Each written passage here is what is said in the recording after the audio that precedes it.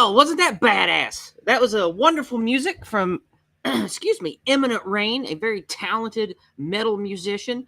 Throw up some horns, give him a white heart in the chat for Imminent Rain. I put his link there. You can go check out his awesome music. And please do. I like to use his music to get fired up. It's excellent to listen to while you work out. Speaking of getting fired up, I hope you all are fired up for my awesome guest today. We'll be bringing him on in just a second. But to remind you guys, my one-on-ones, I respond to all questions from the listeners if you put your questions into the Entropy question widget. All you got to do is click the link in the pinned comment, go over to Entropy. You don't even have to spend money if you don't want to. There's a widget over there for you to put your questions, comments, links, etc. that the community can vote on up and down over in the question widget. Whenever we do community engagement here every 30 or 40 minutes, I will be giving paid comments preferential treatment, but everything you guys put in the question widget, I will address to my guest over on Entropy. So if that's what you have to use to get me to read your comments and such to my wonderful guest. Now, my wonderful guest today, excuse me. Oops, I'm sharing the wrong thing. My wonderful guest today is brought to you by me and all these wonderful people here on Subscribestar. I would appreciate your monthly support, even if it's only $1 a month. I would definitely appreciate you financially supporting the work and all of the networking that I do. And I'm going to be putting the link for that in the chat right now. And as soon as we're done with the big shill, what we're going to do is bring on Dave here. Give me just a second, since I don't have a manager and I got to do this all myself. I have to do it all live. All right, boom. There we go. You can also support and send short messages on PayPal, Subscribestar with a tip, and over on Cash App. And of course, I'll be reading those all out as they pertain to my guest on this wonderful event of me getting to talk to the one, the only Dave Martel. Now, without further ado, let's go ahead and bring on my wonderful guest. Dave, my friend. Hey, how we doing? We're doing great. I'm up early like usual. I already got my exercise on. I had a big walk outside. I thought about all the shit that I've loved for the last 35 years I've been into gaming, and I've got it all wrapped up and bundled to express and celebrate with you today. Let's do it. Let's do it. Oh, yeah. Quick shout out to our boy Luke from Imminent Rain. I love him. He's going to be doing the music for a game project we have coming out called Legends of Hyperborea. So we're definitely going to be talking about Legends of Hyperborea later in the stream after my guests get to know you a little bit better. Sure. So what I like to do on my Corner Club segments here is I like to spotlight people that I think are important to rekindling the energy and the people of Western civilization. And no better way can you do that through mythology and fiction. And that's one of the reasons I wanted to have you on today. Mm-hmm. So take the next 5, 10, 20 minutes, however long you want to take. Let people know who Dave Martel is, why you have the Bizarchives, and what you're all about. Well, first of all, I'm a father and I'm a husband, and I'm involved with my faith community. I practice heathenry, right? I practice Germanic heathenry. I'm very involved with my folk community. We've been going for, my little community's been going for over 10 years. Cool. Yeah. On top of that, I've been a podcaster for quite a long time, probably if a decade, maybe more, who knows how long. I started out doing podcasting, talking about political things and more conspiracy stuff. I started out with the real conspiracy stuff. That was like when I first got into it. I was reading things like Behold a Pale Horse and getting into CIA conspiracies and like all this kind of stuff that a lot of people will be familiar with some of the very early stuff from Red Ice. Oh yeah, yeah. Between like 2005 and 2012, I went down a lot of conspiracy rabbit holes, just trying to find out what all I've been lied to about. Yep, exactly. That was kind of my introduction into radio. I've always been a fan of radio, talk radio. So that's how I got into it. And then I kind of went back and forth on some different topics and some different stuff. And then circa 2014, I went all in, leading up to the Trump election. I started a platform that got pretty large. And then I kind of sucked the soul out of my body. So I quit doing that. And I was like, let's focus on faith and folk and stuff like this. So I ran a program called The Bog for a few years, 3-4 years. And those episodes are still on my YouTube channel. It's been a lot of, I've been published in different places. I've just been all over the place doing things, doing interviews, doing podcasts. I've just been in the game, in the circuit here. And during the lockdowns, I had a pretty tough time, right? I lost my job, my day job. Pretty much lost everything. We got You and me both. yeah, for so many of us, I just got completely just destroyed. And then it's lockdown. I live in Pennsylvania, which is kind of it's a purple state, right? It's an area that has large swaths of red and then little dots of cancer that are the blue parts, right? Sadly, that's like most of our states now. Yeah, unfortunately. And I live in an area that is very heavily influenced by the blue malignant tumors that are in my beautiful state. um we got locked down pretty hard in the beginning. And for me, this was I'm a very social person. You know, I'm an extrovert. What's the MBTI thing? I'm an Oh hell if I know. I don't care about man's psychology. yeah, in that thing, what is it? ESTP. I got typed that, which is like, the most social. So I recharge. I get spiritual strength from hanging out with my friends, right? That's Me just the way too. that Me too. yeah, exactly. So when I was like cut off from that, and I'm stuck in my house, my money's getting drained out. I was looking on Telegram, seeing all these videos of this plague tearing through China and Iran, and piles of dead bodies and like all this kind of it got to me. It got because I'm a dad. We just Yeah. had a baby, or my wife was actually pregnant at the time with our third child, my daughter. And I have the kids. My mother is older. She has half a lung. She's smoking like a chimney for 50 years. So my family was the kind of family that could get hit by this thing if it was indeed as dangerous as they said it was. So I was in a pretty bad mental place, right?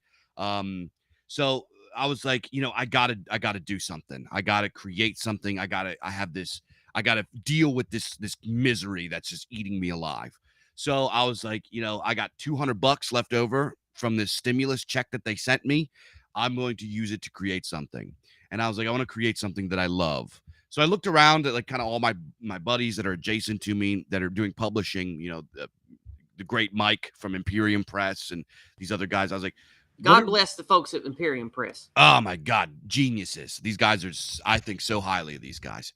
But yeah, I was like, there's so many great publishers kind of in our scene that are doing, they're doing like, historical stuff, theology, philosophy, politics. And at the time I was kind of writing a book about my view of politics and spirituality and stuff like that. And I was like, you know what? I don't even want to finish this because how many other people have books like this?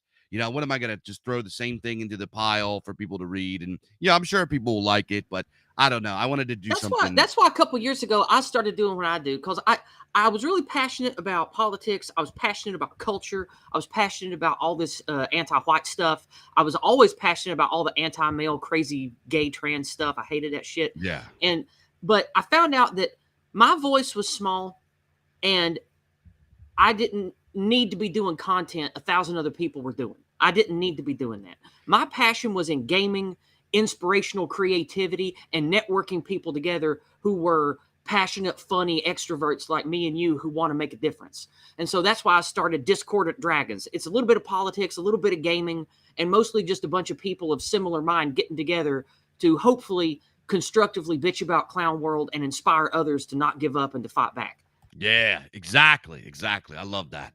That's it is another thing I've noticed kind of in our on our spheres. Creatives have been taking like a back seat, right? Creatives just kind of like float around, and because let's be honest here, the guys that are really really creative are best suited to do creative things, to make music, to write books, to make art, to do these things. And art is such a powerful tool, right? Look at what the vampires, the bad guys, did. Their first target was the art institutions, and to this day remains their most powerful weapon. It's their most treasured weapon. Cinema, TV, comic books, gaming, everything. These are the biggest mediums in the world. There is no second. Video games, especially, are the biggest medium in the world right now. There is no second. So and that's why the cancer you talked about earlier is trying to infect all those and steal it from us. Exactly.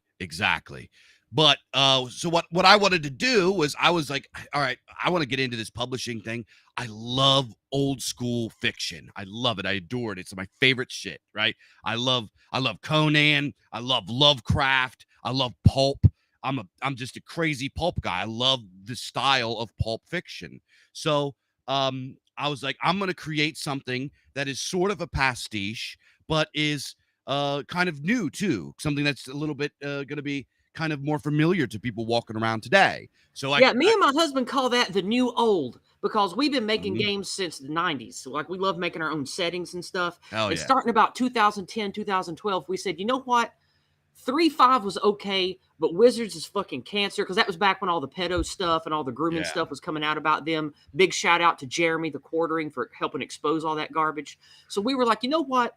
We need to go back to the roots and we need to start remaking stuff because gaming is different now. And the things that we loved about gaming have changed a lot between like Yeah. 95 and 2010. And so we said, let's make the new old. And new old is what the Bizarchives and all the stuff you guys are making screams to me. You're making new old. Exactly. That's what, because in my opinion, it's not that the tradition was broken. It's not that this is the new what's the pause stuff out there. Can I say pause on here? Is that okay? It's the pause stuff that's out there is not part of the tradition. It's not part of the lineage. They that the train stopped at around probably, I don't know, in the 90s, right? The train stopped in the 90s. It got abandoned. So what I want to do is I wanted to go back to that point in period of time where the lineage was abandoned, pick it back up and put it back into the hands of those who are actually the true sons of the tradition. So I created the Bizarchives. And the Bizarchives, if you haven't, for folks that haven't figured it out, is a combination of the words bizarre and archives. I wanted to create a unique brand to it. And we created it. I threw up the banner. I had no idea what to expect. I just wanted to get it out of my body. And if it didn't work, if it didn't sell, whatever, I was at least going to be proud that I made something cool, right? Something cool that's in our culture, that is devoid of pause garbage, that is wholesome and good storytelling, that is exciting and entertaining. Yeah. All of these things that we like. It's heroic. Absolutely. Let's It's, pause you right there for just a second. yes, Ladies and ma'am. gentlemen at home, what you're seeing now is the bizarchives.com. I've got it up on screen. Right here, you can see they've got issue 3 available for purchase. They've got 3 out already of awesome artwork, badass stories. There's other things you can check out, all in the vein of what he's been talking about. Real awesome, badass fantasy fiction for people who love real fantasy fiction like Conan and the Death Dealers stuff by Frank Frazetta, James Silk, all the awesome, badass fiction that you and I love. This is the kind of stuff you can find on the Bizarchives. Absolutely go check it out, and I'll be putting the link into the chats while he's talking. Go ahead, my friend. So we came out with this, and we got the first issue was the cover art. I reached out to our boy Donald Kent, who's just a legend, right?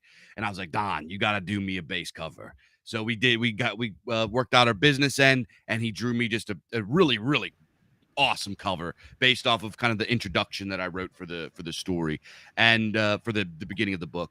And a bunch of guys reached out to me. I put up the banner. I was like, hey, anybody that likes pulp fiction, that writes in the genres of, cosmic horror, sword and sorcery, science fiction, any of these kinds of pulp and pulp adjacent titles or genres, hit me up. Send me a story between 1 and 7,000 words.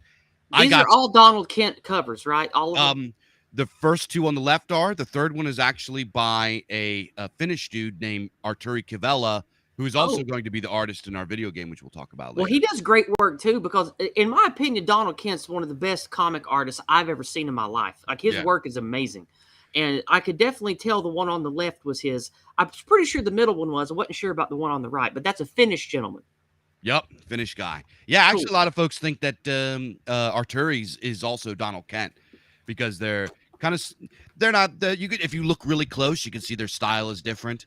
Mm-hmm. But at glance, they are definitely very coherent art styles. They're pretty. The way that they do faces is different, and all that kind of stuff. We can talk about that, but anyway, go ahead. Yeah, so I did this. I had no idea what to expect, and the sales for the first issue just blew me away. I had a goal. I said, if we hit this goal in the first year, I'll consider this halfway a success. Not only did we hit that goal, in the first month, we quadrupled it in the first month.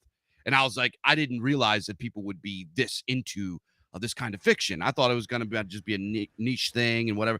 Folks loved it. I was like, we got to do number I 2. think people are hungry for real fiction and real inspirational tales about being heroic against darkness and surviving in darkness, because I think that that's more real to the regular man, and or even the woman out there maybe. Like, I think that's more real to the regular man in this era than it was when we were kids. Yeah, it definitely is, because people have frustrations and resent, and they feel some kind of way about the current state of things. And we wanted to create something that was not propaganda. We did not want to create propaganda. We wanted to create art that was cool, that anybody that is kind of in our demographic could pick up and read and enjoy without feeling preached to, just to get Yeah. immersed and lost in fantasy and good storytelling. And Oh, for sure. I think me and you and Fernell and Donald and Nullis and all these guys that are in this cluster here, we know that you don't have to make propaganda for quote unquote our side in fiction, because real fiction, real art, real stories, real mythology, real dark tales of heroes fighting against demons and monsters and bad guys, that is inherently as right wing as you can get. And exactly. you make real fiction and real stories. Well, you don't need propaganda. You just need to inspire good men and women to do the heroic thing, and we win. Exactly.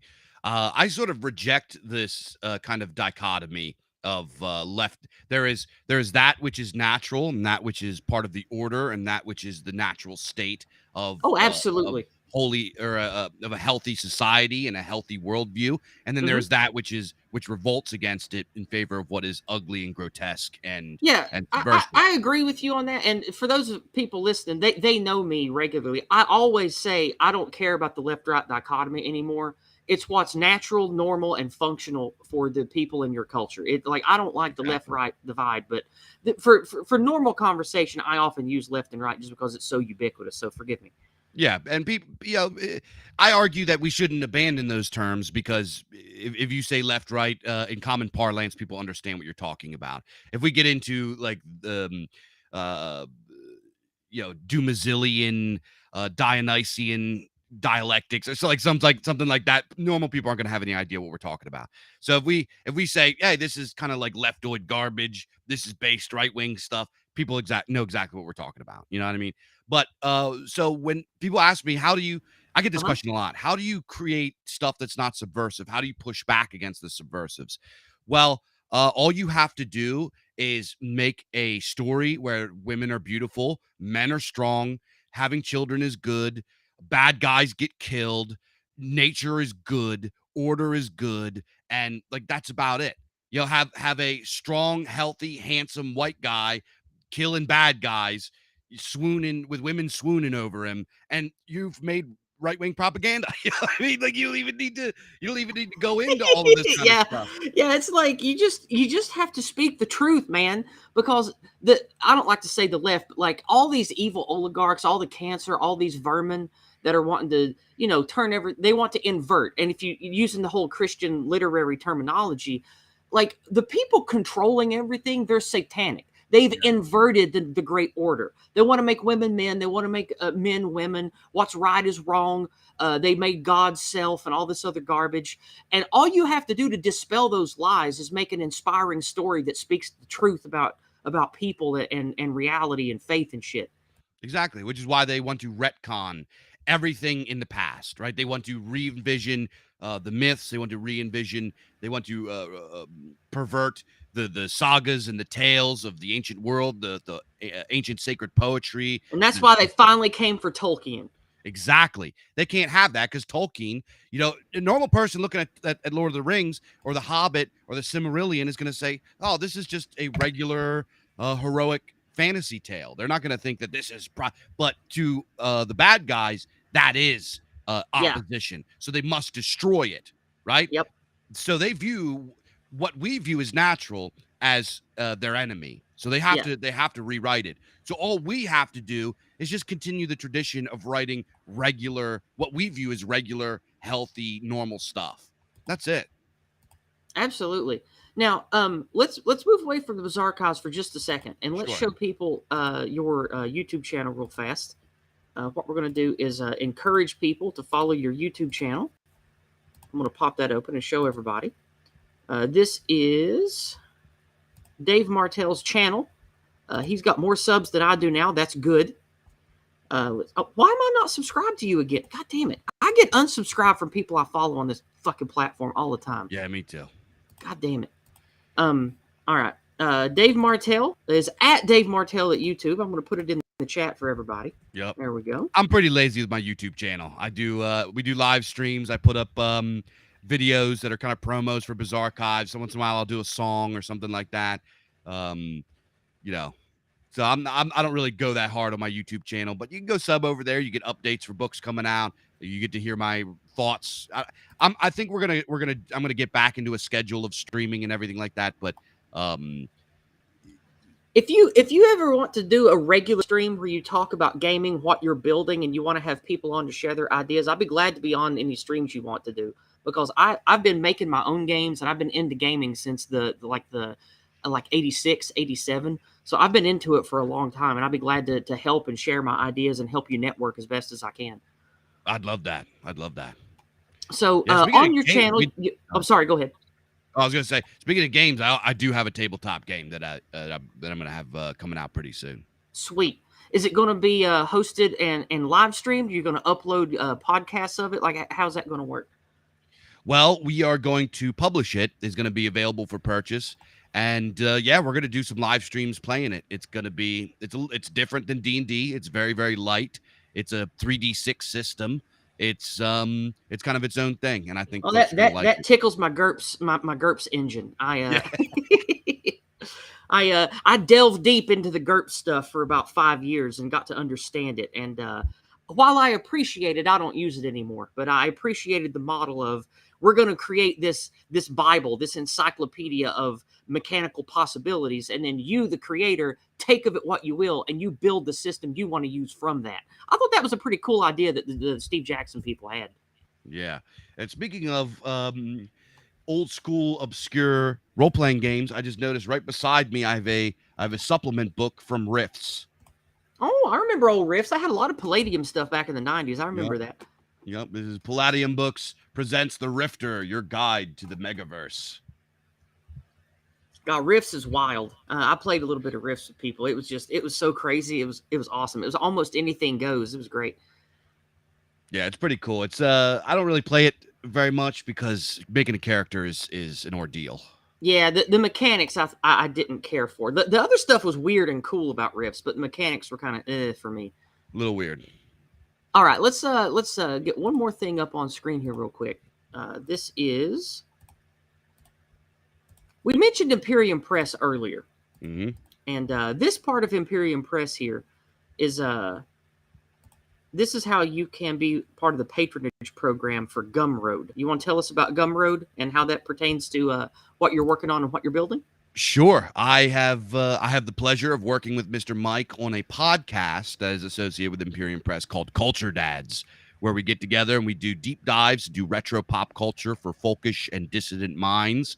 And if you go sign up on the Gumroad, you get our podcast, but there's also different tiers where you can get exclusive hardback copies of their books. And these guys, they put out some of the most excellent books that you can imagine. I have 5 Imperium Press books I'm looking at right now on my shelf across the room. Yeah, I got them floating everywhere. This one I just picked that's right beside me. I have Folk Tales in the Indo-European Tradition. Where's the other one? I got another one floating around here. I probably have 80% of their books. I have Ancient City. I have I have their copy of Beowulf. I have they have the songs and ballads of whatever. It's like a poems and stuff from the ancient world. It's like so good. I love their books. All right. Well, with that being said, I still have your Bizarchives site open if there's anything you want to look at specifically while we talk here. But just to sort of have some good meat to this conversation, one of the things that I loved you and AA talking about when you did your stream with him a couple months back was talking about the origin of and the inspiration of gaming, role-playing games, and fantasy fiction, and how it has shaped the entire gaming scape of what people consider to be interactive fiction today. And exactly. In the spirit of that, I've actually prepared a lot of visual aids for today. I have a lot of stuff ready if you want to start going over it. Yeah, absolutely. The first thing This is a little bit before my time because I was a late Gen Xer, so I was still boobling and a koobling in the late 70s, and I wasn't able to play nothing. But here is the third edition copy of Chainmail. This probably I think came out in 75 or 76, maybe late 70s. I don't remember because I wasn't alive yet. But there it is. Chainmail by Gary Gygax and old Jeff Herron there. This was the first, in my opinion, real codification of what you could call fantasy gaming. What do you think? Yeah, absolutely. Chainmail, the first edition, actually came out in 1970. I believe it was from a company called Guidon Games. It was it was actually a fantasy supplement for a larger wargaming kind of universe. And this was, you're right, this was really, I don't know, because there was a few others floating around that were kind of sort of fan, but this was the first big one, and this was the one that really caught on as far as this was before the days of what we would call role playing. This was this was organized mechanical tabletop gaming where systems and units and leaders could emerge and you could track their stats. And then from that, they developed TSR. And it escapes my mind what that stands for. I used to know, but certainly you know. What's TSR stand for again? It's tactical strategy, right? That's it. Tactical strategy rule sets or something. Yeah, yeah, that was it. That was it. And that was the company they made when they wanted to move away from the company they were with and start their own kind of fantasy gaming back in 77, 76. I forget exactly. I'm sorry, what was it? Whenever they made TSR, what was it, 76, 77? It was around then, wasn't it? It was in 19... I believe it's earlier than that. I believe. Oh, it was okay. I just know that my earliest D&D books go back to I think 77, so I figured it was a little before then when they made it. Yeah, the first D&D box set came out in 74, and I believe TSR, which actually it just came to me, Tactical Studies Rules it was called. I believe Tactical Studies. Okay. I believe they started that in 1969, I believe. Oh wow, it's even earlier than I thought. Okay. Yeah, it was like rolled out at the first Gen Con, which they created in 69. Yeah, I remember Gygax was either the one that funded that or organized the first Gen Con, right? Yup, he created Gen Con. And then from Chainmail, it emerged a what we would call the first type of role playing, which was having named characters that you could gain stats and powers for that would lead your armies in miniature battles. And let me go to the next slide here. Next, we've got the old original TSR Dungeons and Dragons, and this is what became the most iconic role-playing game in history and still is today. Yes. The just the brand Dungeons and Dragons is synonymous with the idea of tabletop role-playing. Yes. And this is what really got me hooked. My uncle, who is miraculously still alive after getting hellacious injuries, he was an airborne ranger through the 80s and 90s.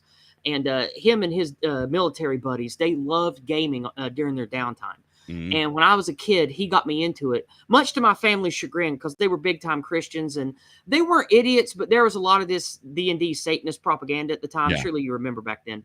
So they were a little iffy, but because they loved my uncle and he was tight with our family, he was like, no, guys, it's all stupid. It ain't satanic. This is just make-believe, like watching movies and stuff. So they let me and my cousins start playing it when we were little. And we got hooked on role-playing because it was awesome. We even had the old Dungeon box set. You remember the Dungeon box set? No. It was this fold-out board, and it had little stacks of cards. It was long before games like Hero Quest and Clicks games and all that. This was back in, I think, 84 or 85. I was born in 87. Oh, I thought you were my age or older. Okay, never mind. We got this awesome box set called Dungeon, and it was by TSR. And it was a fold-out box set that was just a big board, and it was basically D&D distilled down into cards that you could play easily with your family over a couple of hours. And you had little decks of iconic D&D monsters, and when you would go into a room and you'd roll dice, it would either be a monster, a treasure, or nothing. And you would be competing with the other players trying to get the most kills against the enemies and getting treasure. And you would either have to beat a trap or beat a monster, and you get to draw from the treasure deck. Sometimes you get to draw 2 if it was a tough monster like a black pudding or a dragon. And Mhm. it was all the things D&D was distilled down to a board game you could play with your family. And we played that with, we played that with our moms and aunts and stuff, which they didn't want to get into the books and the character creation and stuff. But this was my first, I guess you could say, step into really becoming the creator and fantasy-minded person that I became later as an adult. Was the old school Dungeons and Dragons, and I had the red, the blue, and the teal original D&D box set that came with the little blank dice you had to fill in with the crayons. I think my first one I got in 86 or 87. And man, that was a blast. And I remember just it was so wild growing up with D&D and watching it change and watching it grow. And that's what leads me to the next slide here, which is video games inspired by original Dungeons and Dragons, the art, and Gary Gygax and Jeff himself. And what a lot of people today in the modern era might not know is one of the reasons you guys listening to me right now, half of you out there right now, I'm sure, are just head over heels in love with anime, Japanese fantasy fiction. And there's a good reason for that. That's because Japanese fantasy fiction, even going all the way back to the first Vampire Hunter D, the games that came out that you know and love, the Dragon Warrior franchise, Final Fantasy franchise, all these wonderful Japanese games and the tropes and anime, they are inspired by the OG gaming crew that popularized not just the artwork like Frank Frazetta's Death Dealer, but the gaming mechanics themselves by Gygax and company. They inspired the things that were the building blocks for the 80s and 90s Japanese anime fantasy fiction. So you talk about that some. You clearly know a lot about it too. Go ahead. Well, pretty much everything that we know as far as gaming and how gaming works, the mechanics of it was invented by Gary Gygax and Dave Arneson. You can't play a single game today, whether it's tabletop or video game, without their fingerprints on it. You could play yesterday I was playing just some racing game on Xbox that it was on the Game Pass or whatever. I just started playing it. And it has leveling up. It has abilities that you unlock. It has different stuff. That style of play, that mechanic was invented by Dave Arneson and Gary Gygax. They created that. You can't play Call of Duty, shooting games. You can't play RPGs. You can't play anything. Racing games, things that people take for granted, like points of movement, hit points, that kind of shit. That was invented by the people we're talking about. Stats. How many, you go on, you play a football or basketball game, a sports game. The players all have stats. That was invented by Gary Gygax and Dave Arneson. Yep. These mechanics started there, and they inspired everything. And the first ever video games, as we understand them, were created by students that were in like colleges like South Illinois, UCLA, and Stanford, and they were programmers for mainframe computers. And they wanted to recreate and make digital versions of the D&D games that they were playing. So the first ever video games were RPGs. And then after that, we got awesome games like a Calibeth, which eventually became the Ultima series. And then you have games like Wizardry. 1974, there was a pretty popular one called just Dungeon, right, which is based off of the board game that you're talking about. And Dungeon was the one made by that genius guy who went on to make Ultima, right? Or was that somebody else? I remember one of the old school 70s muds or one of the games that was iconic. I don't remember its name, but I think that was the guy that eventually went on to make the Ultima games, wasn't it? Well, a Calibeth was. Calibeth, okay. Yeah, Calibeth came out for the Apple II in 1979. This was made by a guy named Richard Garriott, who goes by Lord British. Garriott, that's his name, yeah. Yeah, that's why that's why the dude in the Ultima series was Lord British. It was after him. Yep, exactly. He was actually, I think he was born in Britain. He was like a British expat or something like that. I can't remember. But he created Ultima. And then there was a group of guys. One of them was named Bobby Woodhead, and he created Wizardry in 1981. And then you had Might and Magic, which came out around this time. And these all came out for the Apple II. So these like early CRPGs were like the beginning, the foundation. These were like the primordial video games that went on to sire all video games as we know it today. And they were all not only are the mechanics of all video games from Dave Arneson and Gary Gygax, but the very first video games period were direct plagiarisms of, I don't want to say plagiarisms, but they were copies. Yeah. They took from the brilliance and the function that they created and made their own. Yeah. And you see that in the Final Fantasy franchise. That's why I have this image up here. And then let me go to my next slide here. This is an iconic book of the late 70s and early 80s for gaming that I had. This is the Dungeon Master's Guide. And the reason why I chose this slide is this is the inception of encouraging people to create their own mythology and their own inspirational tales for their loved ones and their family. Because it said, hey, you at home, you working class dude, you military dude that has the time, you know what life is like, you know the struggle. Wouldn't it be great for you to create your own myth, your own stories that you can have your kids and your friends play through and inspire them just like the creators and writers of old have inspired you? You can do that. Here's this toolbox that you can use to take the things you love about Tolkien, take the things you love about the novels you've read, the movies you've seen, and you can recreate that experience in your own lens to run for the people in your life. And this was the inception of that, the Dungeon Master's Guide. Yup. And this is where I got in. This is where I started playing the advanced D&D second edition. Yeah, me too. Yeah. So, and here's another thing is that we can't divorce this evolution. We're kind of stepping in the 70s and 80s. We can't divorce tabletop role-playing game from its pulp origins. If you go and you look at in the original D&D core books, there is Appendix N where Gygax writes down, he has like his the authors and stories that inspired him, and it all came from pulp. Guys like Robert E. Howard, Jack Vance, and not only conceptually was he inspired by their stories, he was also inspired by pulp writers' mechanics. The first ever codified tabletop game, the first ever official rule set, was actually created by H.G. Wells in 1913, and this was a rule set. I didn't know that. Yep, it was called Little Wars, created by H.G. Wells, the guy that did the Time Machine, et cetera, et cetera. Oh yeah. So pulp and fantasy and gaming cannot be divorced. It is a direct lineage. Okay. Let me see what I've got next here. If there's anything, I'm just checking my notes because I like to make notes for these streams to make sure I don't miss anything. All right. We've covered that. Next, I wanted to talk about the archetypes that the anti-whites or the anti-Western people want to take from us, and that is mythical masculinity and mythical femininity. And you might recognize this Myrmidon, this mercenary warrior here on this horse. This was the second printing of the Player's Handbook artwork that was iconic for many years through the 80s and 90s. This guy was on the cover of AD&D Second Ed Player's Handbook. And I chose this artwork because many people who love classic gaming will recognize this picture.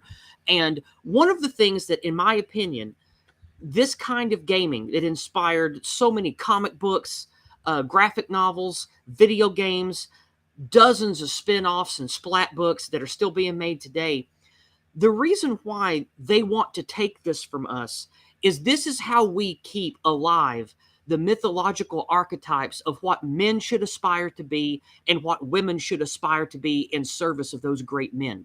And this artwork is beautiful for that. Look at that guy's ferocious, battle-hardened face. He's got his fist out guiding that horse, clenching onto it with his legs. He's got muscles you can see bulging from his chainmail, and he's holding the sword. He's choked up on it. He's ready to chop into some bad guy. And like this says warrior dude, warrior spirit of what men should aspire to be like to me. Exactly. Yep. Who is this? Larry Elmore? You think Elmore? Yeah, I think this is probably Elmore art. This looks like one of his. I could. I don't want to do it during stream. It probably is. I didn't look up who did the artwork, but Elmore did a lot of the covers and a lot of the artwork of the late '80s and early '90s. It's probably Clyde him. Caldwell as well. Clyde Caldwell was a big one. And then I don't remember the guy who did all the weird sort of Neil Gaiman looking line art for Planescapes and some of the 90s D&D stuff, but I like his artwork too. We'll talk about Planescapes later. The on this image, talk to me about archetypes of masculine and feminine that are alive today, mostly in anime and Japanese fantasy fiction, but still that we're rekindling in the artwork and the fantasy work that you and your guys are doing. Tell me about why those archetypes are important and why they work in fantasy fiction. Well, first of all, the fantasy as a whole is based off of the heroic archetype. You can't have fantasy or sword and sorcery without the hero archetype. Now there's a little bit of I have a little bit of a problem with how the heroic archetype started to get re-envisioned in in certain periods in specifically in America, and specifically through superhero comics. Superhero comics sort of screwed up, in my opinion, the heroic archetype. You get characters like Superman, characters like I don't know, Aquaman, like these kinds of these superheroes. They sort of were a subversion. They were a modern subversion of what the hero was Yes. Traditionally. And when I agree with you so far. Please keep going. Yeah, when I say traditionally, I don't just mean like in the past 100 so years. I mean primordially, going all the way back to the beginning. If you look at a Superman, Superman is the best example. He is perfect. He never does anything wrong. He's just like apple pie. He has to hide who he is. Yeah, he has to hide who he is. Number one. Yeah, that's a big one. That's a big no-no for heroic male archetype. Exactly. The hero, traditionally, look at Beowulf, look at King Arthur, look at Conan, it's a modern example. Look at or even little Bilbo Baggins.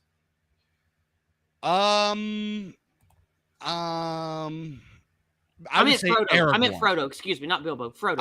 I would say Aragorn fits into this a little bit better as far as the primordial hero, Odysseus. This archetype. I was speaking specifically about not hiding yourself. Like even little Frodo Baggins, he wasn't like a subversive. He wasn't he wasn't a perfect little. I gotta I'm a little Mary Sue and I have to hide my perfection and all that. Even somebody that was a support character, like Frodo to the main story arc. Even he, as written and presented to us by Tolkien, even that little hobbit had a call to greatness. He didn't want to hide who he was. He was afraid of what he had to do, but he knew he had to do it, and he confronted it. And I think that kind of thing is lost in comic book heroes because they're all wrapped up in like psychology and I don't know. I'm with you. I never have been inspired by a real heroic archetype from any of the comic books I tried to read. They didn't jibe with me. Yeah, they number one, they hide who they are, which this is the first point. The traditional heroic archetype is somebody from noble lineage, is somebody of a superior birth, somebody that is of a high caste.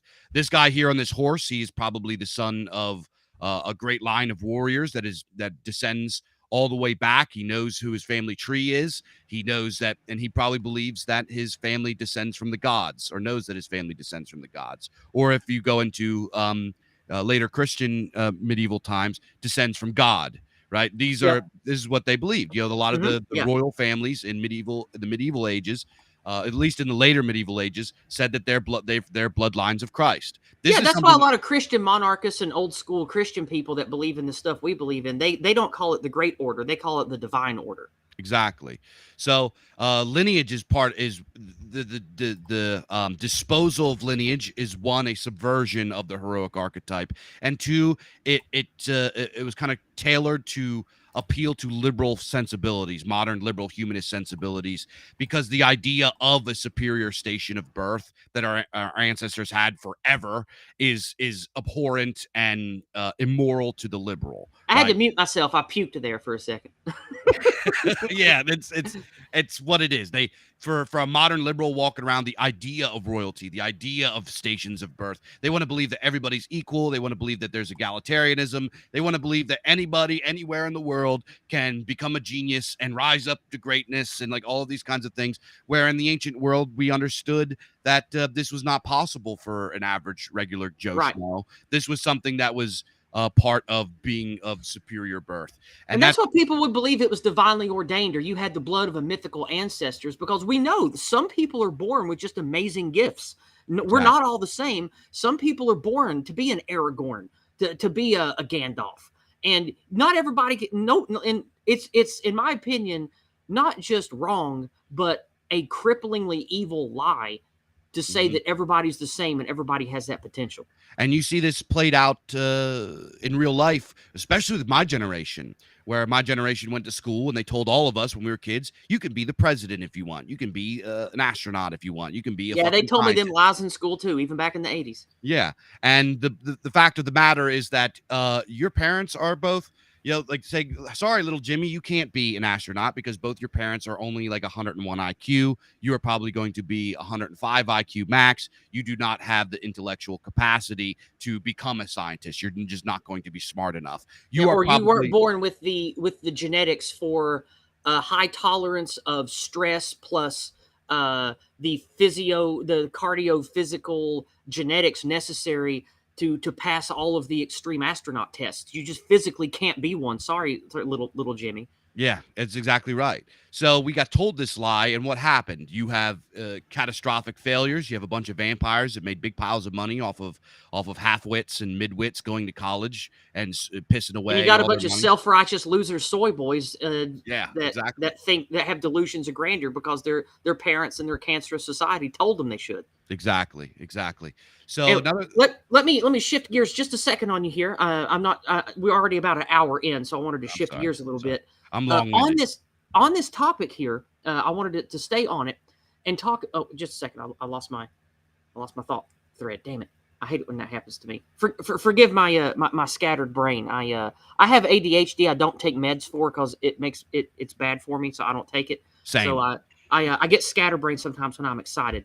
The reason why gaming has changed fits with what we were just talking about.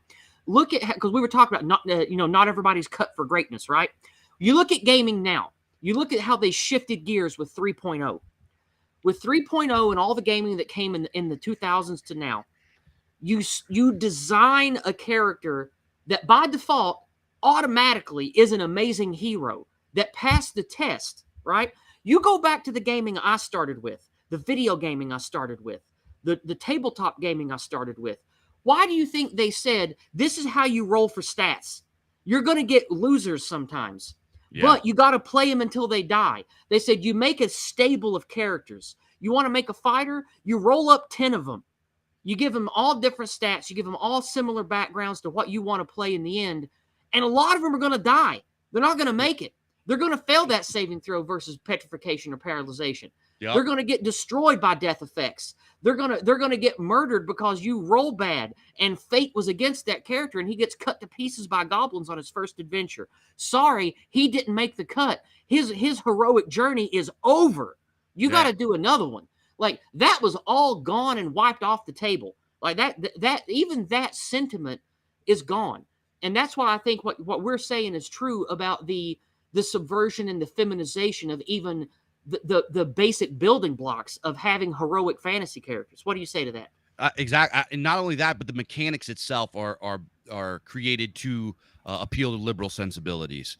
It is every character now, especially 5th edition. You go into 5th edition. Every character now is instantly a superhero. Every character can do everything. They've eliminated the idea of roles. It's no longer role playing, right?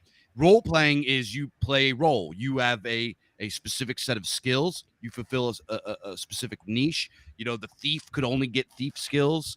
The warrior or the fighter man or the man at arms, if you go back far enough, he was the only one that could get multiple attacks. You know what I mean? Like these things were specific to these classes, and they leveled up at different speeds, et cetera, et cetera. And they got different perks and advantages as they got higher level. Like you would attract followers of the faith if you were a priest. Yep. If you were a holy warrior like a paladin, you would get men at arms that would get special bonuses for fighting together to go put the boots to evil. A warrior would attract mercenaries and myrmidons that had aspirations to being a great warrior, and he could have a keep where he trained other men.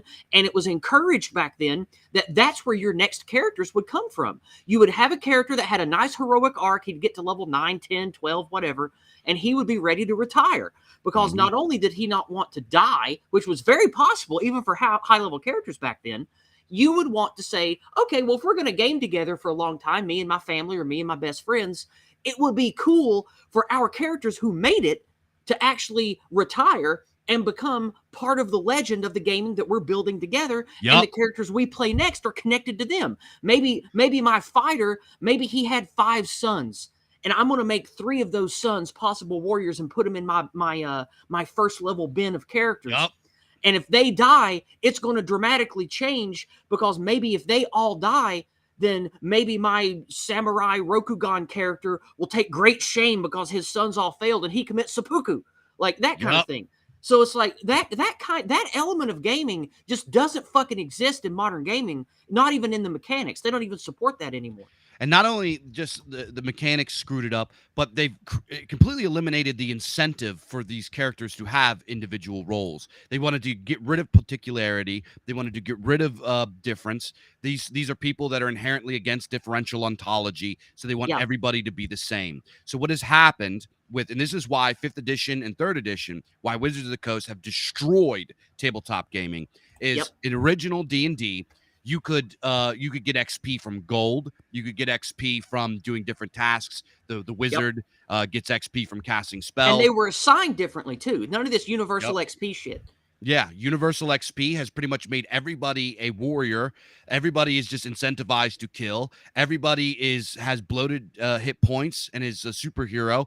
And it has made the fighter class useless, right? It has made the fighter class really just kind of a half-assed meat shield if you want to play one. So it has completely robbed D&D of the role in role-playing. And not only that, 5th edition players, if you notice, if you've ever played with them, they have zero fear of mortality. They learn none of the strategy. They just expect to win every single time. They never run. There's no strategy in the game anymore. It is so divorced from the original what D&D is that it is a skin suit. It is D&D in name only. I call it the MMO syndrome. Because when you look at going back to when 3rd Ed came out back in, I think October 2000, is that when it came out? Something like that? 2000. For the last couple years, EverQuest had exploded through the D&D market, through everybody that loved video games and fantasy. Everybody loved EverQuest. And so I think one of the things that killed, in my opinion, the spirit of role-playing gaming and subverted it was Wizards of the Coast, the people that took and made D&D what it became, the D20 system. They knew they took the MMO approach. You make a character that can never die. You make a character that is meant to experience everything that exists. Like, that's what an MMO is. You make your one character, you have it forever as long as the account exists. It can die a million times, it can get debuffed, it can fail a million saves, and it's still that same character and it still keeps going.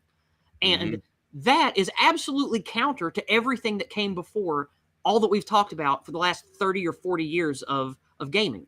And that alone, in my opinion, was sort of the death knell, because when you take out that element, well, all of the elements of role-playing and all of the building blocks of Tolkien and H.G. Wells and all this stuff that became Dungeons & Dragons tabletop fantasy gaming, that's all gone out the window. Because if you make this guy that you know you're going to have forever, that can basically never die or get rezzed a million times, and no matter how many times he gets stat drained or level drained, you just cast a level 5 or level 7 spell and fix it all. Well, there's no heroic journey anymore. There's almost no real threat of loss that any character ever faces. Easy mode. And speaking of what we just talked about, we're going to move now to my favorite thing ever, Dark Sun. What do you know of Dark Sun? I've only played a little bit of Dark Sun, but I do think it's a very interesting setting. I think it's one of the standouts of the old school settings. I like, if you look at Forgotten Realms, which is my least favorite, and unfortunately that's the one I played the most in. It's what everybody played the most in. It's like the kitchen sink. It's not my least favorite, but it's not my most favorite. I consider it sort of just middle of the road, like Dragonlance and Greyhawk and stuff. Exactly. In my opinion, those are good. They're quality, and there's nothing wrong with them. and I understand that why people love them. That's just not where my heart lies. My heart lies with the more brutal, the more bizarre, the more alien, and that's why I like Dark Sun the best. Yeah, yeah. Those are Okay, actually give me the just a second. I have to check this. I meant to make a disclaimer earlier in the call. Okay, I can mute that. I meant to make a disclaimer earlier. I am dog sitting for my mother, and her husband has to work out of town this week, so I have to man the phones in case she calls. And today there's a repairman coming by to fix their water line. There's some leak or something, so I have to man the phones. Normally, I would never do that live on stream, but I meant to make that disclaimer earlier. Anyway, sorry about that. Go ahead with what you were saying, and we'll get back to Dark Sun. Oh yeah, you literally just named the three that are pretty much not the same thing, but if they're the differences between them are there's nothing really drastically different as far as the foundational basis for their settings. They're all high fantasy, medieval. You could pretty much have the same experience through Dragonlance, through Forgotten Realms, and Greyhawk. They're fairly similar. I think Greyhawk is the coolest out of the three of them. But me and my husband like Greyhawk best out of those two, I think. Well, it's a close tie with Forgotten Realms. We like some stuff there too, but Greyhawk is really cool. It's very iconic and classic. We like it. Yeah, you get into Dark Sun, you get into Mystara, which is one that folks kind of overlook a lot. You get into now this is a mechanical difference. This isn't really a setting difference, but Birthright. Oh, I remember that. Yeah, so there's some settings out there that people kind of overlook.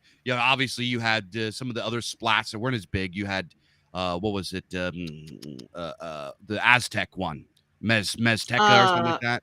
Meztica. Yeah. You have Oriental Adventures. You have what was that? Not Karator. What was the Arabian one? It was Karator, the Karator box set. That was the Chinese, the high fantasy Chinese one, which I like a lot, which in my opinion directly inspired that awesome video game for early Xbox called Jade Empire. I love that game. It was like you were playing in Karator. It was beautiful. Yep. I love Jade Empire. Yeah. So then you get into some of the weird ones like Planescape and Spelljammer, which are kind of like sci fantasy, whatever. But I think we'll talk about Spelljammer and Planescape here in a minute. But Dark Sun. Go ahead.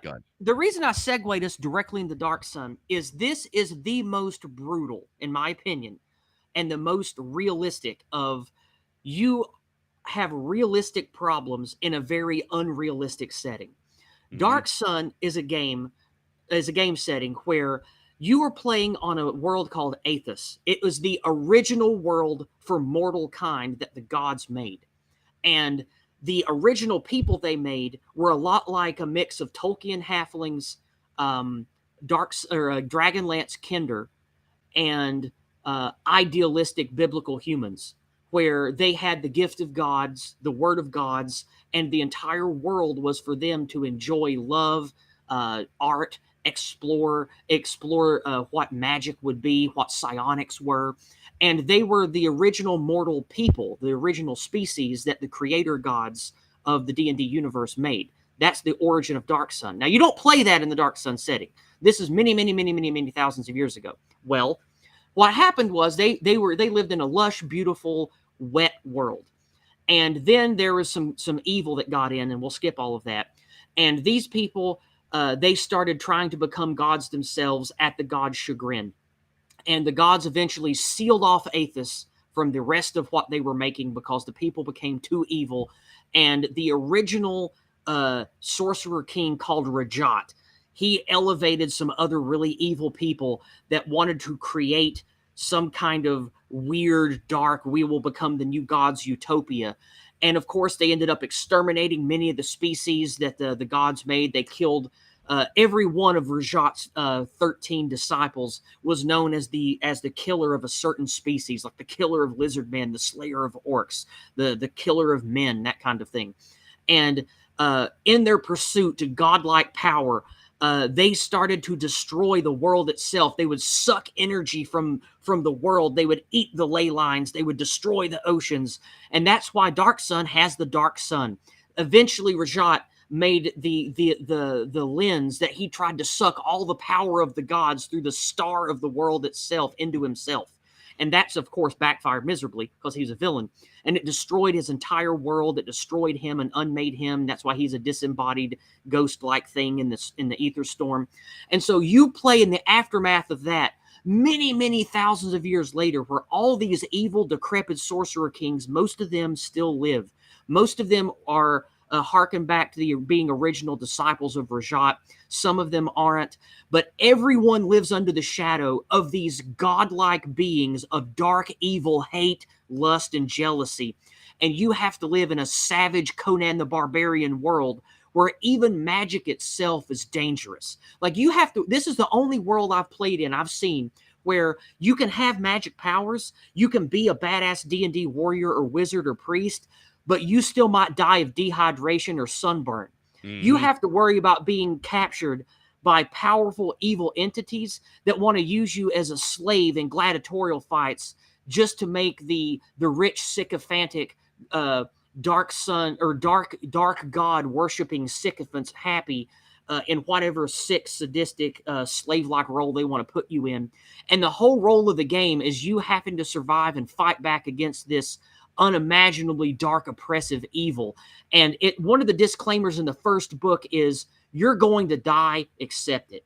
And you have to make a giant stable of characters that work together trying to accomplish basic tasks in this world, not just to survive, but to fight back against the evil. And you die constantly. You lose limbs, you get blinded, you get confused, you get sold into slavery, you die in gladiatorial fights. It is just the most brutal setting I have ever seen put to paper in a box set. And imagine pitching something like this in 2022. You wouldn't even get off the ground with all of the existing cancerous companies full of soy boys and feminists and pink hairs and shit. Like this would not fly at all. Yeah, and I know I talked for like 5 minutes there nonstop. I'm sorry, but I had to celebrate this setting and let you know why it's amazing. So you talk for some about anything that inspired you to talk about what I just said. Oh well, yeah, I think Black Sun or Dark Sun is pretty. Isn't it like It's been a while since I've played it, but isn't it that you get magic from like radiation or something like that, and any type of spell could backfire on you? Yeah, it's called magic in this world. Whether you do the Sorcerer King evil kind called defiling magic, or you do the preserving magic. Magic and the weave itself, the energy itself, like maybe like Odalugan, Mordenkainen, and Greyhawk, they would call it the great skein of magic, or in Forgotten Realms they would call it the weave of Mystra. That thing was destroyed by the hungry, evil sorcerer kings. So now the only way to get magic is to tap into the mana of all things, which is people, plants, water, anything that can give life or create. You have to suck and leech energy from that to make your magic. So if you're a good person and you want to use preservation magic, your magic is weak, and because you can only siphon off levels of mana to fuel your spells and your psionics and stuff that doesn't do detrimental damage to what's around you. Defiling magic works at normal levels, and you can even deal more damage and kill people close to you to juice it for greater effect. And those are the two magic systems, or the two ways you can cast in Dark Sun. But go ahead. Oh no, I just think Dark Sun is pretty cool. But you're right. Dark Sun would be completely problematic. They would get rid of it. They've already started to retcon and purify settings like Ravenloft. I'm sure you're familiar with Ravenloft. They've gotten rid of any sort of element in there that has any. I might have lost you. Can you hear me? Yeah, I can hear you. Can you hear me? Yeah. You just cut out there for a second. You're good now. Go ahead. Oh no, they're just cleaning out any sort of oppressive force, which is part of the fun of these types of grim, dark fantasy settings. Is living in an oppressive, bleak, haunted, terrible world, right? This was like the fun of it. Well, they can't have that because that's problematic, because having a presence of oppression at all is traumatizing or whatever to these carnies, these like freaks of nature. But one of the things that they would definitely not like about this shit is you had literal slave races, entire races created, species and races within that species created in chattel slavery conditions just to either sexually or martially please their evil overlords. I don't think that you could pitch that today and it fly. No, not at all. It would. And if you came out with something like this, the soy boys and all of the vermin, the awfuls, and the you know who's would be all over you like flies on a dog turd. Oh yeah. Another one that's inherently problematic that came out of TSR. If you remember Gamma World, right? There's literally when you create your character, it's randomized, which Yep. yeah, I love. This is the Oh, beauty. we have the original Gamma World and the one that got rebooted. I think in what was 2008, 2010, something like that. Like we have both the original and the reiteration of Gamma World because we like mutants and weird superpower stuff. Even though we don't really care for comic books in my house, we like the concept of mutants and superheroes and stuff. Yeah. So in Gamma World, there's a mechanic, and this goes into like the fate aspect of all old school tabletop. That you roll your stats, they go in a line down the thing. It's kind of like it's sort of randomized. You don't really get that much choice. It's not like today where you can do whatever you want. Yeah. In Gamma World, there's literally a mechanic that when you're rolling your mutations, if your character was too retarded, you had to get rid of it because it wasn't going to be able to survive. Yep. Yep.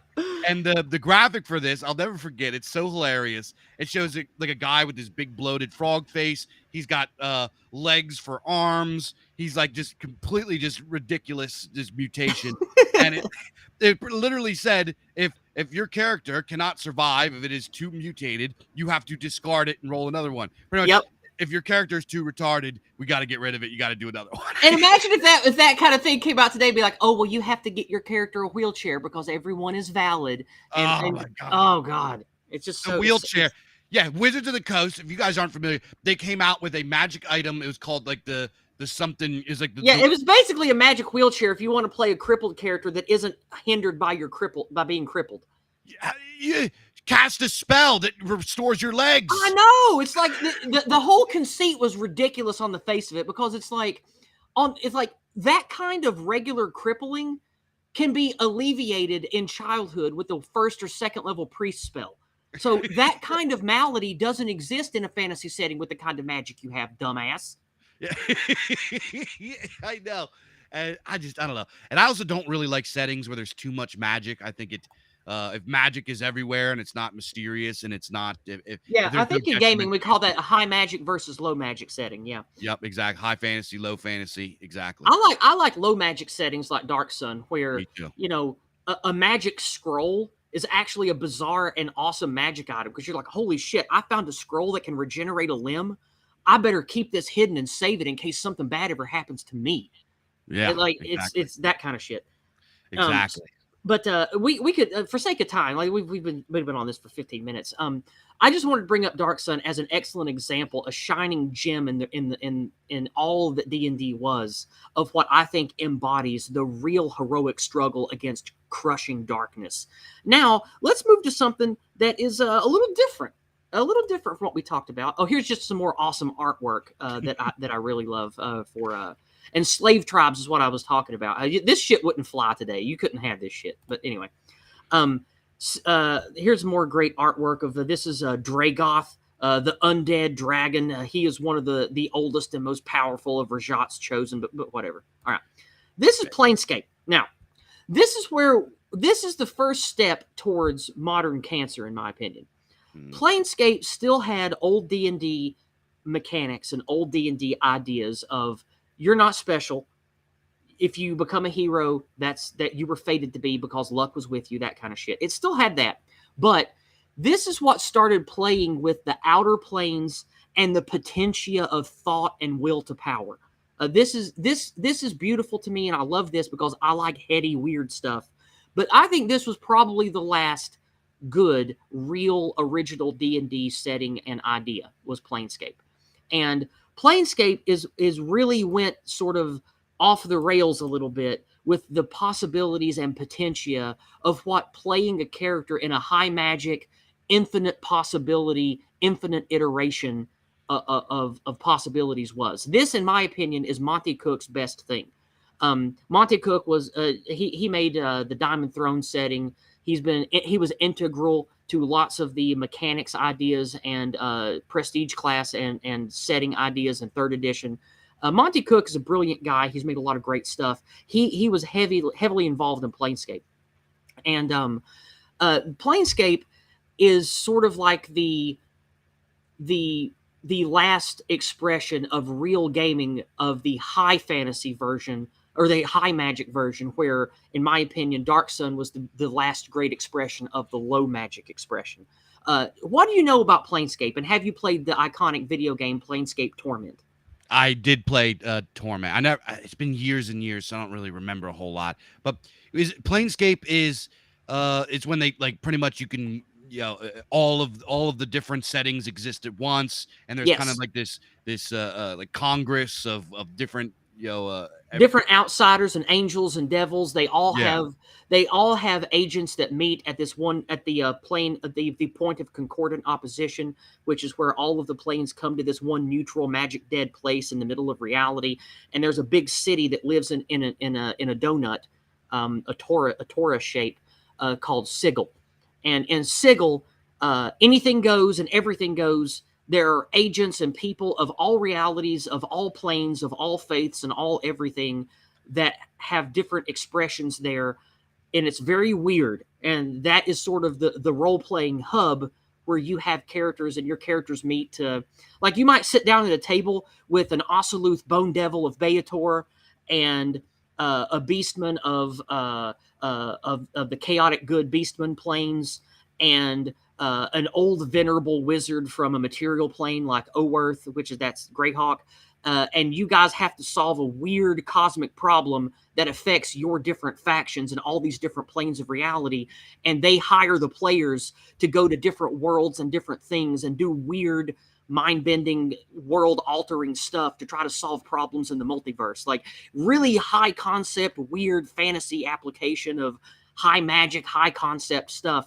Sort of the polar opposite of the dark fantasy, low magic stuff of Dark Sun. This is sort of the opposite end of the scale on that, but in my opinion, just as good. And that's why I wanted to highlight this in our talk today. So the reason I brought this up was to see if you had any examples of high fantasy, high concept stuff, sort of like maybe the Meldemoneans of the Stormbringer stuff. Do you have any examples or ideas about high magic, high concept fantasy stuff in your work or in the things you're making? I'll be completely honest. I think that Planescape, while it was a completely different vibe when it was created, but I think that this was kind of the Pandora's box that led to multicultural high fantasy settings. What we actually call it we call it Seattle with elves, where Yes, you have yes. these now every single setting has all races living in harmony in these multicultural like urban And they hubs. even do away with things like alignment. Yeah. And on top of that, now that we got these freakazoid carny libtard people in there, they have these furry fetish things that go on where dragonborn fall in love with goblins. And Oh, I know. It's just sick. I completely reject this stuff. I don't when I play tabletop games, I'm very human centric.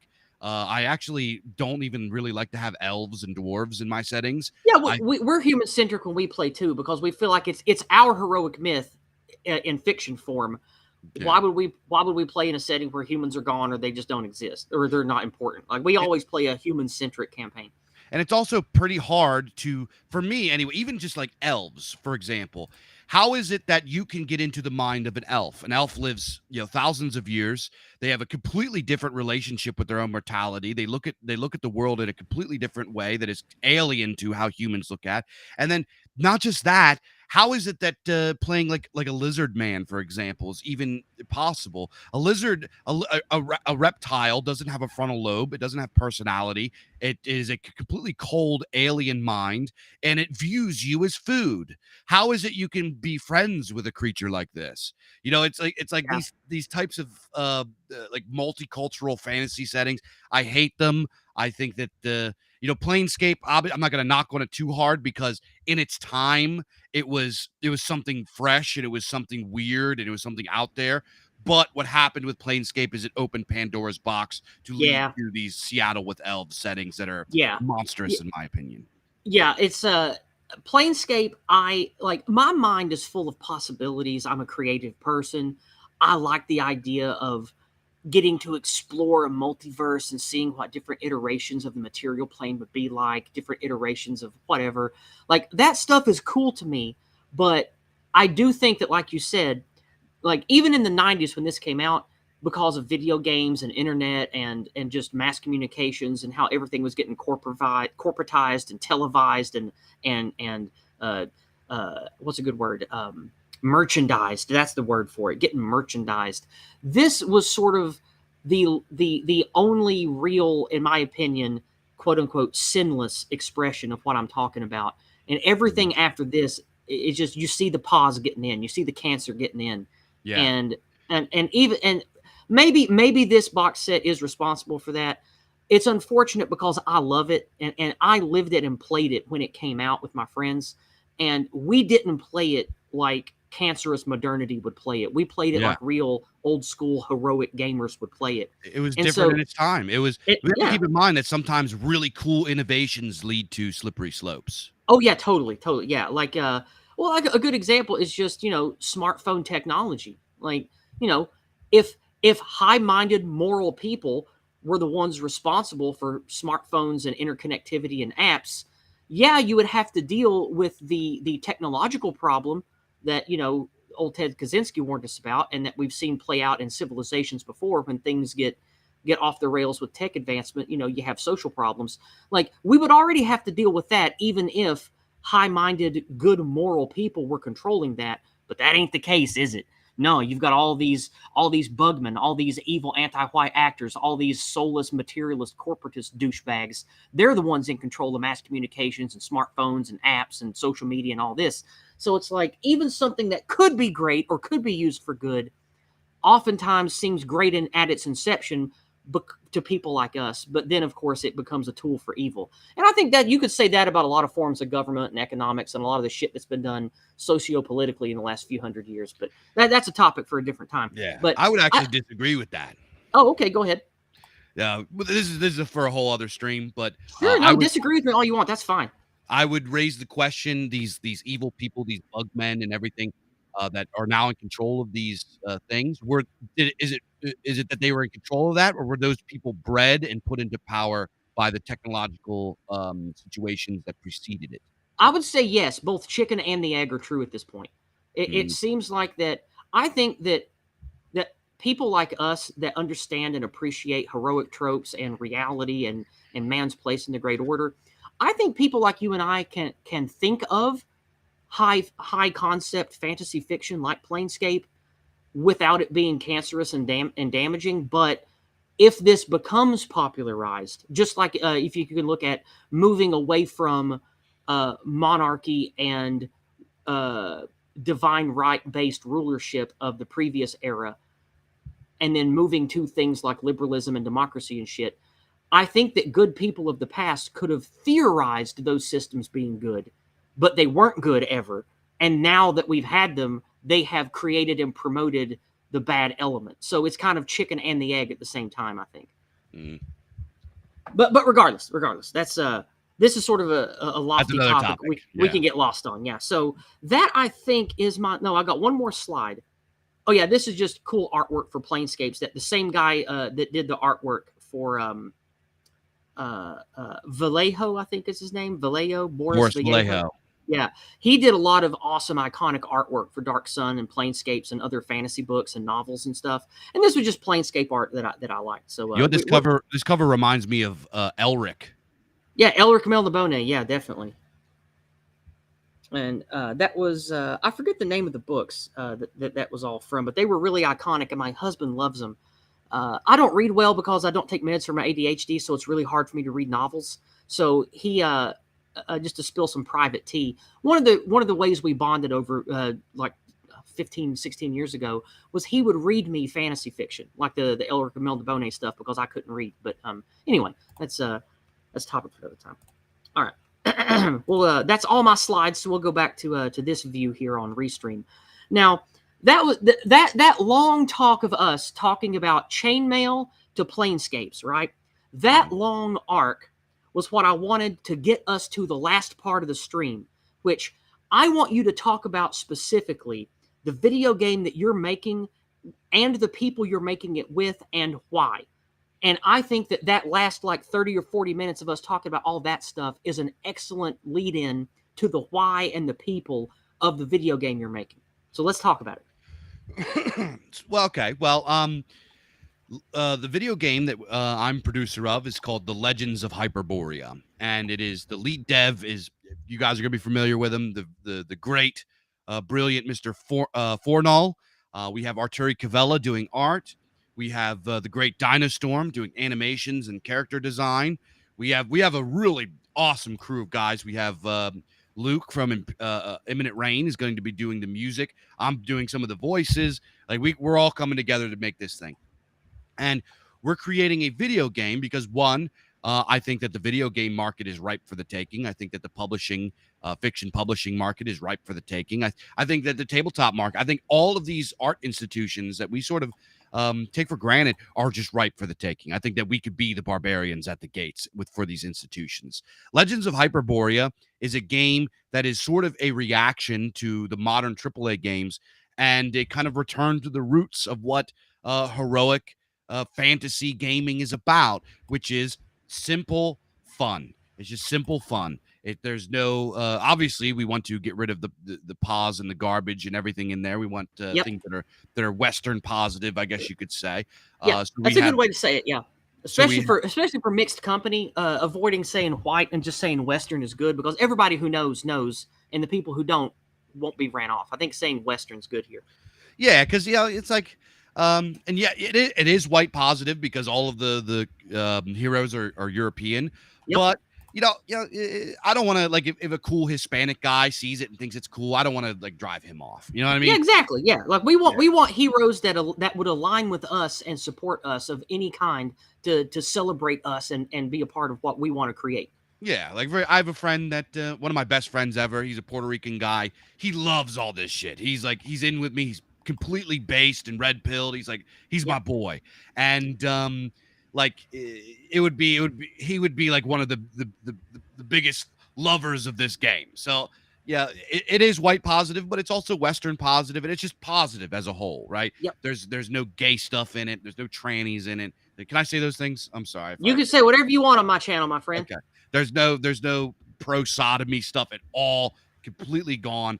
But the most important thing about it is it's just we want to make a fun game that is simple, that there are aspects to modern gaming beyond politics, that put politics aside, that are completely toxic and that are just damaging to people. There's this kind of now there's like this gamer to incel pipeline that's happening where you have these hyper immersive time sinks. These games are structured to make money, to take up too much of people's time. They these big cinematic cutscenes. It takes forever just to get into the game. And I love the old school. I don't have as much fun playing games now as I do when I was playing the old school games like Gauntlet, like Golden Axe. And then we're talking, and some of the old school RPGs were time sinks too, the Wizardry. I played the shit out of Golden Axe back when it came out. I had a Genesis. Man, it was awesome. I played the hell out of Golden Axe. It was a based game. And we wanted to make a game that was kind of like that it didn't sink all of your time. You could fire it up. Beginners can play it. There's not this huge learning curve. It's a simple action, fun, ass kicking. You beat up lots of bad guys. You can, hell yeah. It's just what we wanted to create. There's not a whole lot more to it. It doesn't have this entire catalog of deep lore. You go in, the basic story of the game is there's this evil sorcerer. His name is Necron. I actually based him off of Necron from the movie Fire and Ice. So badass. I love that movie. Sorry, phone call. You're all good. I gotta see if it's my mother or that repair guy. Let's see. Yeah, you go ahead. I'll keep yakking. It's not. That's good. No, I love the Fire and Ice, the old animated movie. It's in mine and my husband's. We have this big 4 terabyte external hard drive that we stockpile all our favorite movies and shit on. That's one of my favorite ones. I love it. I've got it in there. Absolutely, just masterpiece. Fire and Ice. From the music, wonderful. Yeah. The score to the animation, which was designed by Frank Frazetta, like one of the greatest artists to ever live, right? So it's just a complete masterpiece, in my opinion. But we wanted to create something that was sort of in that vein. Just handsome, noble, muscular heroes going against hordes of evil, ugly, silly, stupid enemies. just destroying them in mass, getting more powerful, and just going on this simple, fun, heroic adventure. All it is you kill bad guys, you go after Necron, you take down his generals, and that's it. We just wanted to have something that was just fun and simple and stuff like that. So That's hopefully beautiful, man. That's yeah, beautiful. so hopefully the game comes out as good as we're envisioning. Making a video game is a huge undertaking. It And sure is, and that's why I wanted to give you a platform to talk about it and get as much, not just financial support as possible, but programming support, networking support, anybody that wants to help make this come to life, and in any way that they can contribute. I encourage to get in touch with Dave here and be a part of the team to make this great. Yeah, so if anybody out there wants, the biggest thing that could help us is obviously donations. We have had some very, very generous donations so far, but we're working on a shoestring budget, very, very Yeah. minimum. So if you go over to the Legends of Hyperborea Telegram channel, in the bio there's a donation link. Click on that. If you want to give us $10, $5, $20, whatever, or if you're somebody that has the resources to help it boost something like this, make whatever donation that you can, and we're going to do our best to make an awesome game that represents us, that our kids can play, that we can play, and it's fun and just simple and not part of the monstrous system that cranks out these really damaging games that are honestly turning our children and our youth into weirdos. We want to push back against that. Yeah. When it comes to financial support, uh, do you have a website dedicated for the donations to the game that I can link for everybody? We have. I can send it to you right now. I can look it Yeah, up right now. you can either put it in the private chat here in our restream window, or send it to me on Telegram. Either one's just fine. Sure. Yeah, I'll look that up real quick here. Because I'd like to be able to pin that, not just in the notes. I couldn't find that earlier when I looked for it. I was going to put it in the description of the video, but now that you're giving it to me, not only am I going to put it in the chat, I'll put it in the description of the video and make it the pinned comment. So anybody that wants to get involved and support will have an easy way to see how to do that. Here it is in the private chat right here. All right. Okay. All right. Legends of Hyperborea support. Boom. There it is right there. Now, I'm putting the link in all the chats on all the platforms for any of you listening over on DLive or Entropy or Odyssey. And I'm also, of course, putting it in the YouTube chat. That's where most people are today. And I'm going to pop open the video right now, and the YouTube Creator Studio, and I'm going to put it in the description here with all your other links. Boom, there we go. All right, there we go. And whenever the video's done and the VOD encodes, I'll put it as a pinned comment too in the comment section. Excellent. I appreciate it. All right. Now, we haven't got any paid chats yet, but like usual, anything that you donate right now, I'm going to split 50-50 with the creator I'm highlighting. So if any of you guys want to support the channel and me, or the channel and him at the same time, give us a paid chat anywhere on any of the platforms available, and I'll split it down the middle and give half of that money directly over to the Legends of Hyperborea game. Just to let you guys know before we wrap up here. Now, we're moving into the final segment here, Dave. So is there anything that has come up today you want to talk more about, or anything that you want to talk about your projects, your video game, that you want to leave our listeners with before we move to the user engagement portion before we wrap up? All I want to say is if you guys are feeling like the institutions have too much power, I would throw that in the garbage. Let me put it to you this way. I started the Bizarchives with the 200 lousy bucks that I had left over from my stimulus check. In 1 year, we are now in the top 10% of publishers in the world. We are in the top 10%. That is how easy that it is to become competitive in these markets of art and literature and gaming and all this kind of stuff. We have the luxury that we have a very generous and dedicated network of platforms that we don't have to struggle with. We really have the opportunity now to create effectively a golden age of really cool underground art and entertainment. And like I said in the beginning of this stream, art and entertainment, these institutions, the vampires, the bad guys, that was their first target. Hollyweird was their first target. Publishing was their first target. Comic books, this was their first target. And today it remains their most potent weapon. We can take this back Yes. from them. No problem. We And have also keep in mind, regular folks in our countries, especially America, they're hungry for what real fiction and enjoyable fiction is, not this cancerous garbage.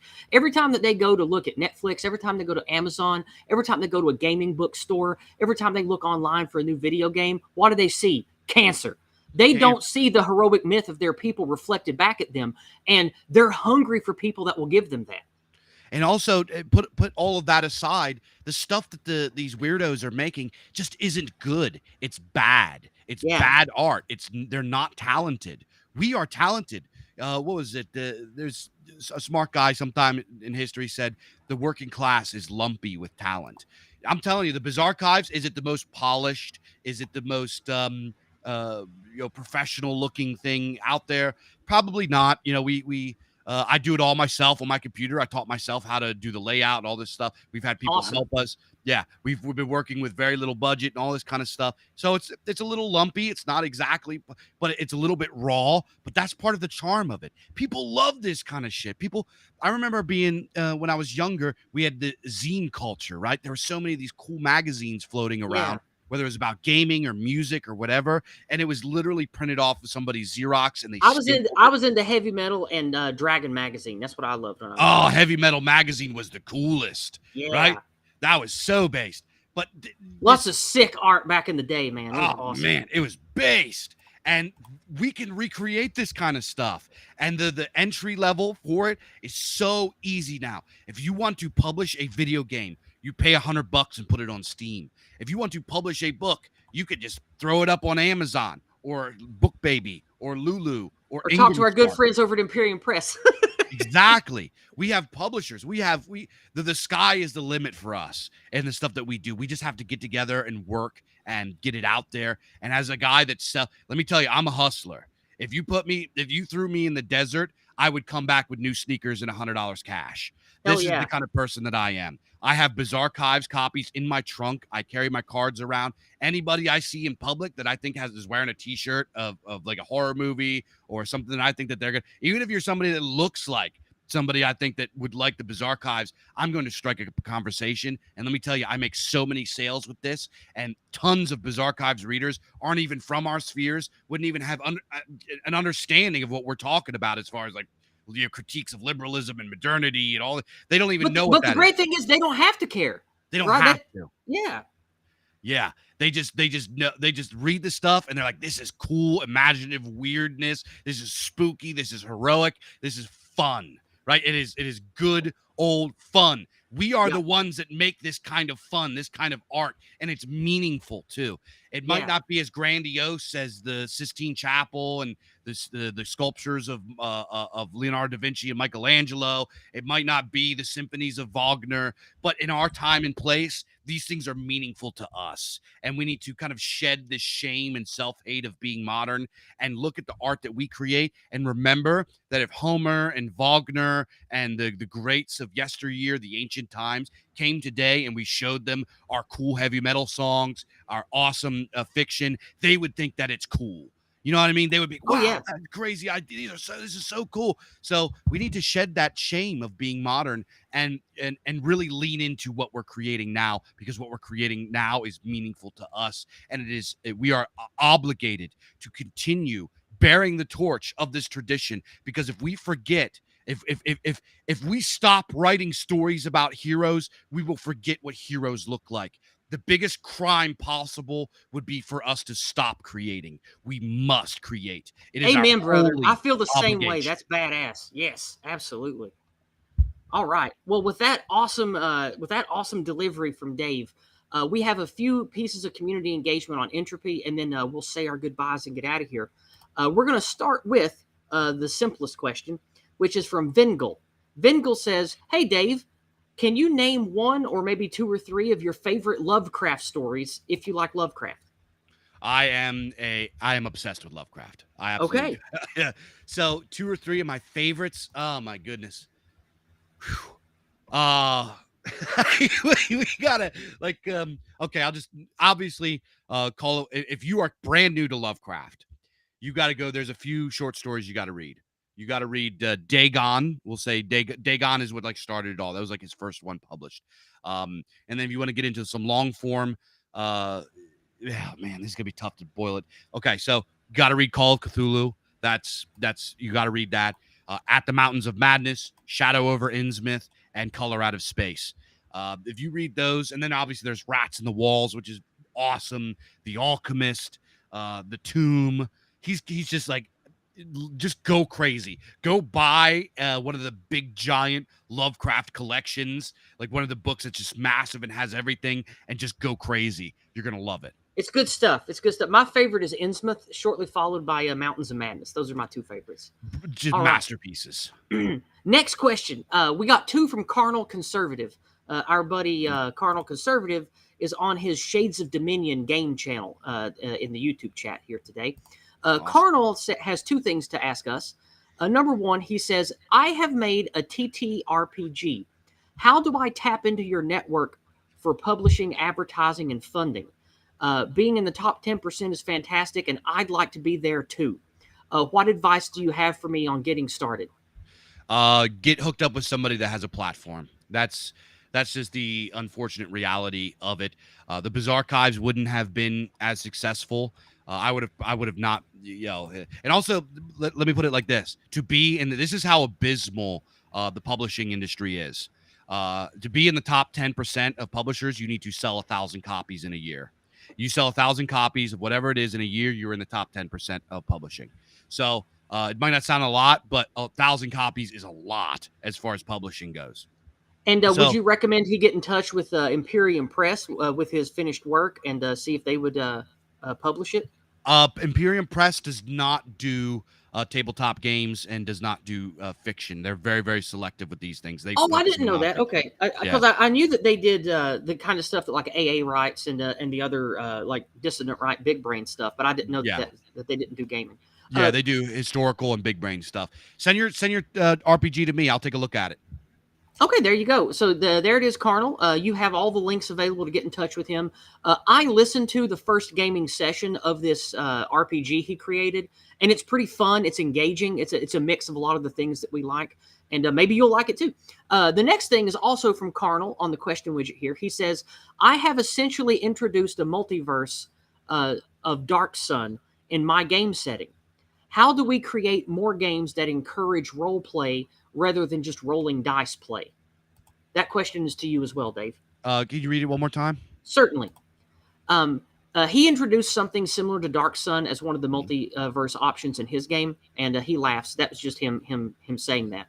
And then the question is, how do we create more games that encourage role playing rather than just rolling dice playing? I would say that we need to go back to more rolling dice playing, and we need to eliminate a lot of this fluff, right? I think I actually agree with the Bro SR guys. I think that the story gaming part is not true role playing. Role playing is to play a role in a team, right? This kind of like the method acting, like improv stuff. I think that we need to eliminate a lot of that, and we need to go back to treating it more like a strategy game, like a war game, and focus more on the strategy and more on the mechanics and more. Even if your mechanics are very, very light, I think now some of the storytelling stuff is cool, right? But when me and my friends get together and play, we're dads. We don't have time to do like a session 0. We don't have time to sit there and like talk as our characters all night long. I want to get in. I want to kill stuff. I want to level up. I want to do strategies. I want to do so. The way our sessions go is your characters are out front of here. Go through and do it, and then there's no like, my character. You don't get rid of backstories. Get rid of all that fluff. Yeah, that's me and my husband's friends. We like to play different kinds of games. We like to test out different like indie developer books and shit like that. And the way that we like to play is we've played together for years. We've been playing together since the early aughts. And so, we know each other real well. We know the kind of tropes and the kind of characters we all like to play and shit. So we'll get together and we're like, okay, let's play this new setting, or we'll try these new rules. And then one of us, it's usually me or sometimes my husband, will be like, okay, we're going to do this kind of thing. There's a evil clock tower, and there's maybe a demon-possessed wizard in it. He's the bad guy. Here's the setting. This is what we got. Now let's go. And then we get to it. We roll dice. We kick ass. We try to survive traps and dungeons. And it's like you said, bringing back more rolling the dice, more fate, more danger.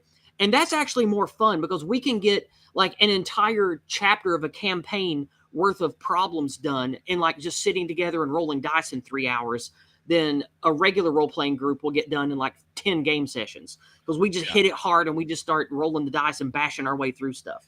Yeah. For example, this is something that like the way that role playing is now, it's like you got to have a reason for this character to be there, blah, blah, blah, blah. In my sessions, if your character dies, you take one of your backup characters, we just plug them in, right? Yep. He runs into the room. Now he's part of the group. We don't need to have a story reason. We don't need to have this kinds of stuff. We just play. You know what I mean? And I think that not only is this more fun and brings the strategy and danger back to the game, it's also more accessible to regular people who would normally be like, oh, that's too nerdy, I don't want to play, whatever. We'll be like, no, dude, it's kind of like a board game, and it's fun, and it's weird, and it's, you know, it's strategy based. When you have like these big sessions of role playing and method acting, regular people don't feel comfortable with that. They don't want to do that. You know what I mean? So, and also it's harder for those of us that like have jobs and lives and kids and stuff. It's hard to, not only do you have to take the time to play all that out, you got to take the time to write all that up in concept to know what you could role play and shit. So now that's cool for some people. Like that's fine. Like, you know, me and my husband have done plenty of that. We've had a few friends that were into that. We've done that kind of gaming. And if with the right crew, that can be fun. But for just getting together every week or twice a month with your friends and doing some fun shit, the kind of stuff we're talking about where you get together and roll dice and kill bad guys, that's what it's all about. That's where the real fun is. Exactly. All right. Well, that's all the engagement that we have. I'm going to refresh all of the donation sites real quick once again to see if we've had any come in. I don't think we did because usually I get notifications on my phone when that happens, but I'm going to refresh and check just to make sure. And no, we don't have anything here. All right. So that's good. That's all the community engagement. Dave, we've come to the end, my friend. You've already spoken passionately about the things that fire you up, about the projects you're a part of. Anything you want to say in parting before we say our goodbyes today? Yeah, I just say thank you for having me on. It's a long time coming. I know we've been talking about getting together for a stream, and I look forward to doing many, many more. And you guys out there, buy books. Buy books. We have so many great books available that you guys are going to love. If you love sci-fi, if you love cosmic horror, if you love fantasy and sword and sorcery and grimdark and spooky tales and everything, go to the bizarchives.com. You can't beat the price. It's all the books are in and around $10. And you go up, and it's not just on Amazon. You can get it on Books A Million, get it on Barnes & Noble. If you're from another country, there's other retailers in your country. You can find it on. It's distributed many, many different sites. We've sold books in over a dozen different countries around the world. Go get yourself a copy. You're going to love it. Go buy books.